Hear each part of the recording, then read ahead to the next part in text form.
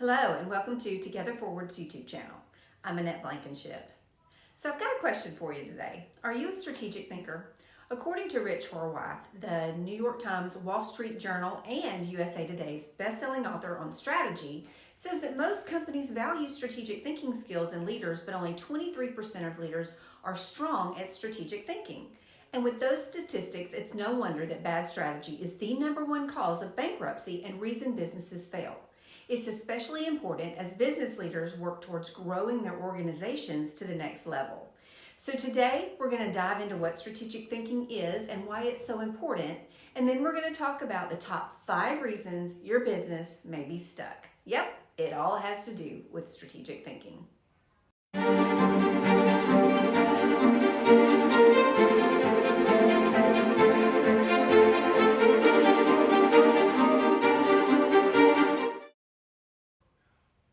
So what exactly is strategic thinking? It's both right-brained and left-brained exercise. It engages the right brain creative process by imagining a new and different future that may lead us to redefine our industry or challenge the status quo. We think of new and different ideas to meet challenges and changes and unpredictable things that we face in our business and to create a competitive advantage. It's also a left-brained activity, a step-by-step logical process because it seeks to gather relevant information and intentionally put it through a rational process that focuses on the analysis of data in the current state and the future state, trends and opportunities, problems and risks, and seeks a way to fill the gaps with the best course of action in mind. It's visualizing what could be and examines parts that are connected to the whole and the relationship between each part. The benefit is that the decisions that we make are better and regarding the day-to-day issues and long-term challenges with the business goals in mind. It keeps us understanding and creating better products and services for our clients, and it helps us to create a better work environment for our employees. Why do we need strategic thinking? Why is it important? Well, the competitive landscape can change very quickly for any organization. New trends may emerge quickly, and you need to take advantage of them or you're going to fall behind. And as a business owner and leader, we have to anticipate, forecast, and capitalize on those opportunities. Like other leaders, we routinely encounter complex situations, difficult problems, and challenging decisions in our businesses. We deal with these situations as best we can by using the information we have, but sometimes that information is limited and it's uncertain. Strategic thinking helps you to overcome these limitations. When you think strategically, you'll lift your head above the day-to-day activities, and then you consider the larger environment in which you're operating. You might ask questions and you might challenge assumptions about how things are working in your company or in your industry. You gather complex, sometimes ambiguous data, and you interpret it, and you use those insights gained to make smarter choices and select appropriate courses of actions. You do all these things with an eye forward, generating the best possible outcome results tomorrow, using the opportunities presented to you today. Now that we know what strategic thinking is and why it's important, I want to talk about the top 5 reasons your business may be stuck and what you can do about it. Number 1, you're a firefighter. Many business owners and leaders find it extremely difficult to escape from the day-to-day demands and pressures of the immediate and the urgent and set aside time for more strategic thinking. And I get it. The demands are fierce and they're tough, and fires do happen and they must be put out immediately. And this can be anything from an angry customer to a system outage. But consistent emergency action may indicate poor planning or a lack of organization. And here's what happens. A crisis arises and we make quick short-term decisions. We redirect our resources, our time, our people, our energy, and our money from what they were doing to work on the emergency. Now this pulls them away from the other work that they may have been doing to move the company forward. Something else is not getting done because we're moving them to unplanned work. When we're in firefighting mode, that becomes the way we operate as a company, and then we're consistently being reactive instead of being proactive and thinking about the future. We're thinking tactically instead of strategically. When leaders fall victim to redirecting their time, energy, and allowing our days to be consumed with fighting fires, it can seem like we're accomplishing great things for our company, but firefighting does not really make a difference, but it prevents you from seeing the bigger picture and creating a competitive advantage. Is it worth it? Well, to become a strategic thinker, you'll need to make the mental shift from the tactical jumping and putting out the fires all day to the strategic by thinking about the root causes, prevention, and the future state of your business. The urgency of the moment focuses on the here and now. But in order to remain in business in the future, we have to think strategically. And in order to change this, we need to make a list of all the fires that we've put out in the past couple of weeks or the last month, whatever data you have, and then work with your team and your customers to understand what happened. Use this data to be factual about where you can and get to the root cause. Brainstorm ways you can improve this process and think through the implications of each change from the employee view, the customer view, and the leadership view. You'll want to consider time, money, and unknown risks and get perspective from as many places as possible, and then commit to making the change whenever new fires arise. Take it one step at a time, and over time, this will move you and your leaders to think more strategically and win back your time, your energy, and other resources to put to better use. Number 2, you make quick decisions without a big picture view. Sometimes you have to slow down in order to speed up. I know that doesn't sound very agile in today's world, but moving too fast and making quick decisions without an understanding of the big picture information can paralyze our businesses and cause us to be irrelevant. Consider the video giant, Blockbuster, whose CEO in the year 2000 turned down a partnership proposal from Netflix's founder, Reed Hastings. By the year 2010, Blockbuster went bankrupt and Netflix grew into a $28 billion company. Blockbuster's revenue model was built on charging their customers late fees. Netflix was able to disrupt the entire video industry through lower overhead costs since they didn't have overhead associated with their retail stores like Blockbuster did.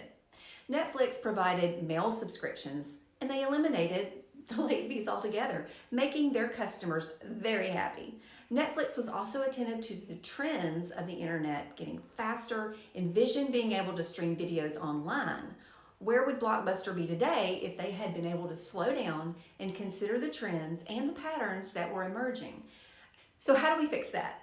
We need to schedule some think time in our schedules. We need to stay on top of the trends for our industry by doing research and thinking about ways to innovate your business. So reading books by leaders that inspire you to think bigger and more deeply about problems and just to think outside the box, period. Okay, number 3, you and your leadership team are okay with the status quo. Does your leadership team resist change? If so, this can be another stumbling block. If your organization does the same things year after year and expects a different result, you're caught in the trap of the status quo. Leaders with low risk tolerance, they just get stuck here.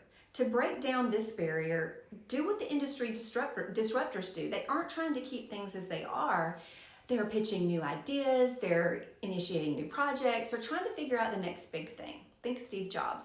They challenge assumptions by asking hard questions. They aren't happy with the way things are, and they work to reach a much larger long-term goal to create more value with their stakeholders.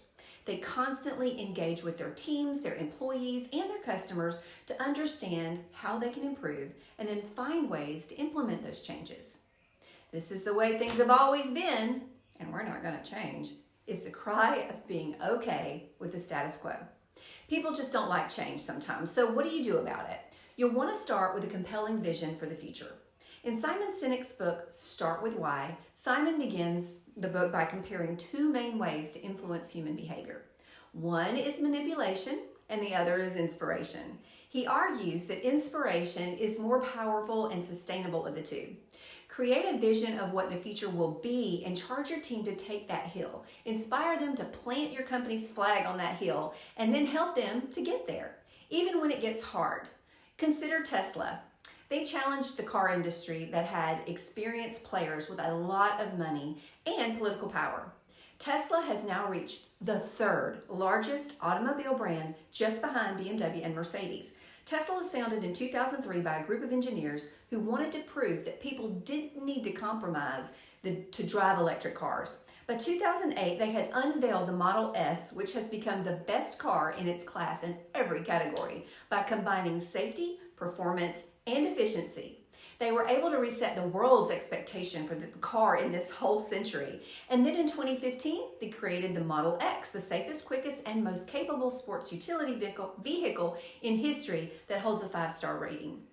In 2016, they created the most comfortable truck ever, safest, and in 2019, released Model Y. Their vision and purpose ultimately changed the entire auto industry that hadn't really changed in years, and now they're market leaders. Number 4, you're choosing to do too much. If you find it hard to say no, your company can't get to a place of trying to be all things to all people. This can cause your employees to be overworked, burned out, and unable to produce quality work. Or think about the bigger picture. Strategic thinking is about thinking about what not to do as much as it is about thinking about what to do. Our companies have finite resources of time, people, and money, and we have to make those trade-offs and focus our resources on what is performing and removing resources from what's not performing to set us up for new growth. Most of us are really good about adding things to our to-do list, but what about freeing up people, time, and money on a regular basis to add new value? For example, Delta and Southwest are both airline companies, but their strategies are very different. Delta is better for handling the international traveler because they have flights all over the world. They offer first class for those premium business travelers who want to pay for this level of comfort while flying, and they offer frequent flyer points and other symbols of status. They offer onboard entertainment, seat reservation services, better food options. They are very clear about what their customers desire for luxury accommodations and world travel. However, in contrast, Southwestern is known for their price-conscious traveler who wants to just get a better deal. They're not always the cheapest, but they are usually cheaper than Delta. They allow you to avoid having the hassle of having to change planes when you board the plane, and you can choose your seat wherever you want to sit. So you can see through this comparison that if Southwestern decided to take on some of Delta's features in order to compete, they would have a higher operational cost to pay for food, entertainment, and more comfortable seating, etc. So instead, they know who their customer is, and they know exactly what their customer wants, and that's what they deliver, and they do it well. Delta understands their customer wants more, and they offer it at a premium price to be able to accommodate them. So look at the features and benefits that your product and services have and see if there are any ways that you're doing what your customers don't really care about. That may be costing you extra money. Are you adding products and features that just really don't bring about a good return? Think about your products in terms of what your customers truly want, and they will be willing to pay the value for. Don't just settle for reviewing a list of support ticket backlogs and pulling out what you think they want. Know who your customers are as a company and who you're not, and then find out what they want the most. Okay, number 5, you're not listening. Businesses that have experienced high growth can sometimes get a little full of themselves. They grew fast and to a certain level, but then they plateaued because they failed to listen to their market. Take BlackBerry, for example.